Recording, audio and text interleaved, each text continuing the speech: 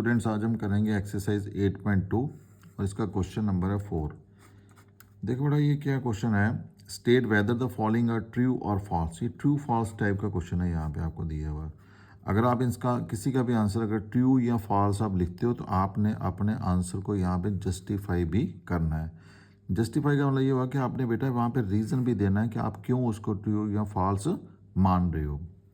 अब जैसे हमारे पास फर्स्ट पार्ट है यहाँ पे, तो फर्स्ट पार्ट में दे रखा है कि sine A plus B is equal to क्या है, sine A plus sine B. क्या ये पूछ रहा है कि क्या ये दोनों बराबर हैं आपस में, ठीक है। तो इसको जस्टिफाई करने के लिए बेटा हम क्या करेंगे कि हम देखो ए और बी क्या है आपके पास, ए और बी कोई दो एंगल्स हैं, ठीक है। तो आप ए और बी की आप कुछ वैल्यू ले लो। तो वैल्यू आपने कहाँ से लेनी है, आपके पास जो एंगल स्टैंडर्ड एंगल है 0 डिग्री है, 30 डिग्री है, 45 डिग्री है, 60 डिग्री है, 90 डिग्री है, उनमें से आपने कोई दो एंगल्स उठा लेने हैं, ठीक है। सो लेट कर लो आप कि मैंने जो ए है, ए में मान लेता हूँ आपके पास लेट अस से 30 डिग्री, ठीक है, और बी मान लेता हूँ मैं 60 डिग्री, ठीक है जी। तो ए प्लस बी, तो ए प्लस बी मेरा कितना आ जाएगा, that is 30 plus 60 is equal to कितना आ जाएगा, 90 डिग्री, ठीक है। अगर मैं यहाँ पे लेता हूँ लेफ्ट हैंड साइड, तो लेफ्ट हैंड साइड में आपके पास क्या है, साइन ए प्लस बी। तो ए प्लस बी का मतलब क्या हो गया, 90 डिग्री। तो इट मीन्स के कितना आ जाएगा, साइन 90। तो साइन 90 की वैल्यू बेटा आपको पता है कितनी होती है, 1 होती है, ठीक है ना। नो अब इधर आ जाओ राइट हैंड साइड पे। तो राइट हैंड साइड पे आपके पास क्या है, साइन ए है और प्लस है साइन बी। नो साइन ए, तो ए आपके पास कितना है, 30 डिग्री का आ गया, और बी आपके पास आ गया 60 डिग्री का, ठीक है। नो साइन 30 की वैल्यू कितनी होती है, 1/2, और साइन 60 की वैल्यू कितनी होती है, √3/2। तो एलसीएम तो सेम है, तो ऊपर कितना आ जाएगा, 1 + √3। अब देखो लेफ्ट हैंड साइड आपके पास आ रहा है 1, तो राइट हैंड साइड क्या आ रहा है, 1 + √3/2। अगर मैं √3 की वैल्यू अगर मैं कोई डाल भी दूँ तब भी मेरे पास आंसर जो है 1 नहीं आएगा। इसका मतलब ये हुआ कि left hand side is not equal to the right hand side, ठीक है। तो इस केस में क्या आ जाएगा मेरा, left hand side is not equal to right hand side. So left hand side is not equal to the right hand side, ठीक है। सो देयरफॉर ये जो आपके पास क्या दिया हुआ है, sine A plus B is not equal to sine A plus sine B, ठीक है। तो यहाँ पे भी आपने क्या लिखना है, not equal to. Left hand side तो राइट हैंड साइड बराबर ही नहीं है, इट मीन्स कि ये दोनों भी क्या आ जाएंगे, इक्वल नहीं आएंगे, ठीक है। So therefore it is false, it is false. ये जो आपको दिया हुआ है दिस इज़ फॉल्स है ये, ठीक है। नो सेकंड पार्ट्स का देखिए आप, सेकंड पार्ट में क्या दे रखा है, सेकंड पार्ट में कह रहा है the value of sine theta increases as theta increases, ठीक है। कह रहा है कि जैसे जैसे हम थीटा की वैल्यू को बढ़ा रहे हैं ना, वैसे वैसे जो है साइन थीटा जो है वो बढ़ता जा रहा है। देखो मेरे पास जो है थीटा क्या हो सकता है, वो 0 डिग्री भी हो सकता है, 30 डिग्री भी हो सकता है, 45 डिग्री भी, 60 डिग्री भी, और 90 डिग्री भी, ठीक है जी। अब हम यहाँ पे देखते हैं, अगर मैं साइन थीटा की वैल्यू यहाँ पे लेता हूँ तो मेरे पास क्या आ जाएगा, देखो यहाँ पे क्या इसकी वैल्यू बढ़ रही है। साइन 0 कितना होता है, 0 होता है। साइन 30 कितना होता है, 1/2। साइन 45 कितना होता है, 1/√2। साइन 60 कितना होता है, √3/2, ठीक है। और साइन 90 कितना होता है, 1 होता है।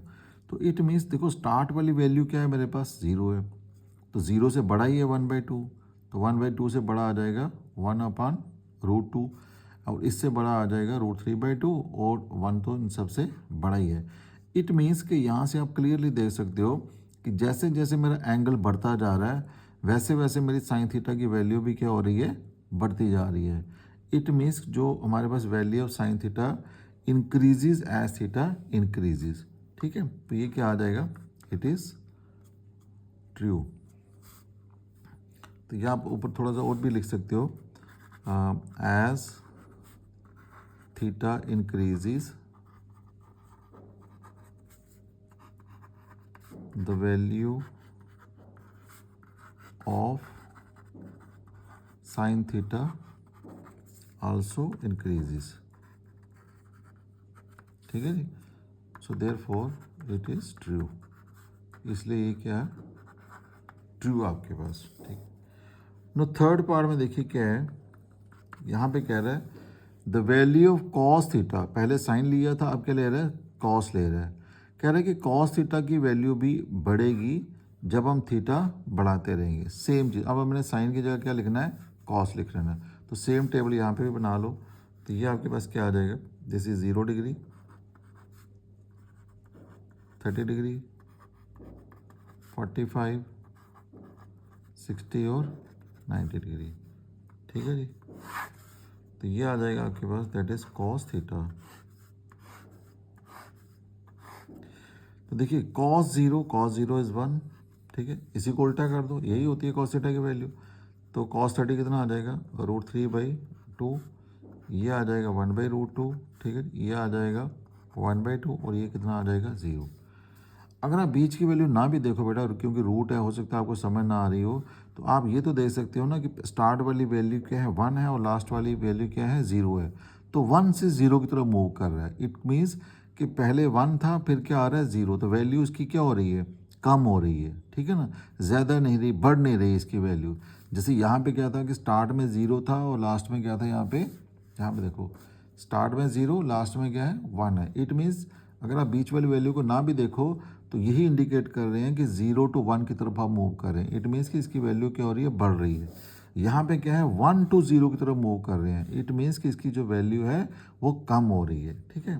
तो यहाँ पे आप लिखोगे एज थीटा इंक्रीजेस, जैसे जैसे थीटा बढ़ रहा है the value of cos theta क्या हो रही है, डिक्रीज हो रही है।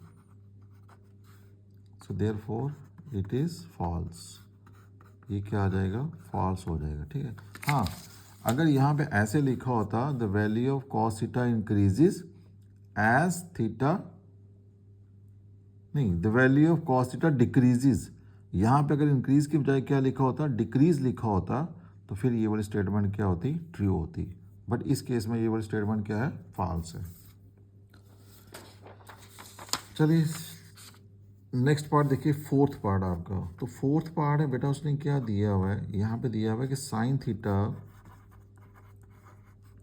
Is equal to cos theta for all value of theta. Theta की सभी वैल्यू के लिए कह रहा है कि साइन थीटा और कॉस थीटा बराबर होते हैं, ठीक है। तो थीटा की वैल्यू कौन सी है, थीटा की वैल्यू आपके पास आ रही है ये वाली बेटा, ठीक है। थीटा आपके पास 0 भी हो सकता है, 30 भी हो सकता है, 45 भी, 60 भी और 90 भी।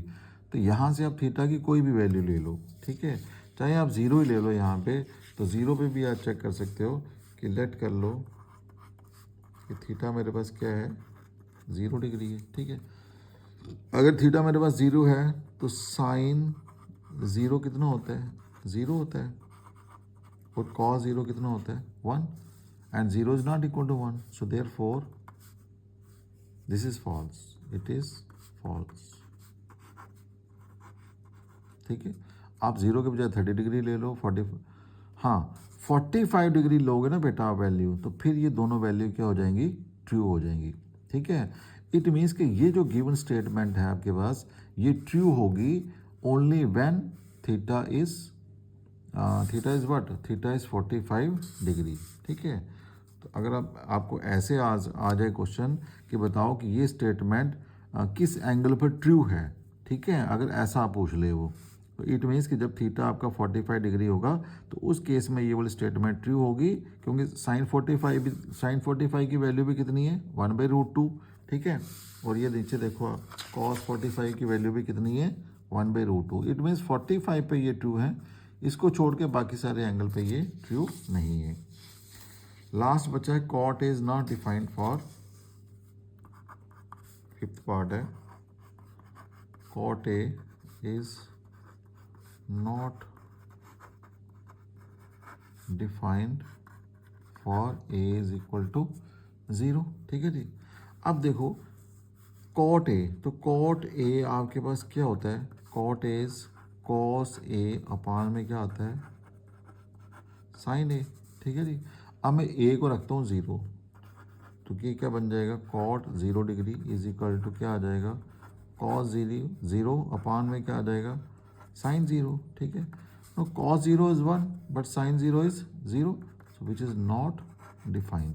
इट मीन्स कि ये स्टेटमेंट क्या है आपके पास, ट्रू है। ये सही कह रहा है कि कॉट ए डिफाइंड नहीं होता जब मेरा ए 0 के बराबर होगा, सो इट इज ट्रू। ठीक है बेटा। तो ये बेटा आपका क्वेश्चन था 4, ट्रू फॉल्स टाइप का क्वेश्चन है, और ऐसे क्वेश्चन बेटा एग्जाम में आते भी हैं। ठीक है जी। ओके बेटा, thank you, God bless you.